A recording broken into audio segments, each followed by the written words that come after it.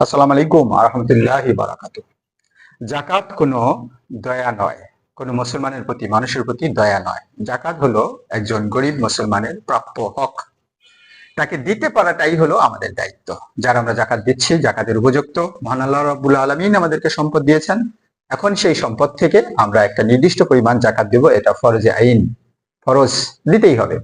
এজন্য আল্লাহ সুবহানাহু ওয়া তাআলা যত জায়গায় নামাজের কথা বলেছেন, পাশাপাশি জাকাতের কথাও বলেছেন। অর্থাৎ জাকাত নামাজের মতোই, নামাজ জাকাতের মতোই, দুটো মিলে যেন একটা। যার অর্থ আছে তাকে জাকাত দিতে হবে। গরিব মানুষ, মুসলমান গরিবকে খুঁজে খুঁজে জাকাত দিতে হবে।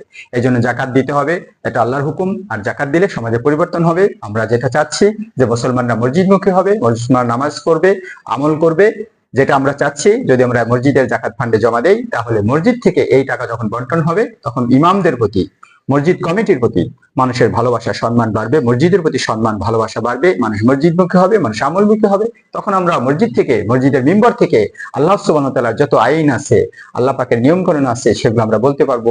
আল্লাহ পাক তাদের জীবনকে সুন্দর করবে, সহজ করে দিবেন, আমাদের জীবনকে সহজ করবেন, সুন্দর করবেন। আমাদের জীবনে ইসলামী আদর্শ আসবে, আল কোরআন এবং রাসূল সাল্লাল্লাহু আলাইহি ওয়াসাল্লাম আদর্শ আসবে। এই জন্য আমরা এই জাকাত দিব। জাকাত কোনো দয়া নয়, মনে রাখতে হবে। জাকাত হলো একটা ফরজ বিধান। আল্লাহ সুবহানাহু ওয়া তাআলা যেন এই ফরজ বিধানকে আমাদের মধ্যে আমরা যেন আবারও জাগ্রত করতে পারি, যেভাবে রাসূল সাল্লাল্লাহু আলাইহি ওয়াসাল্লাম জামানায় ছিল সেভাবে যেন করতে পারি। আল্লাহ তাআলা আমাদের তৌফিক দান করেন, কবুল করেন, আমিন।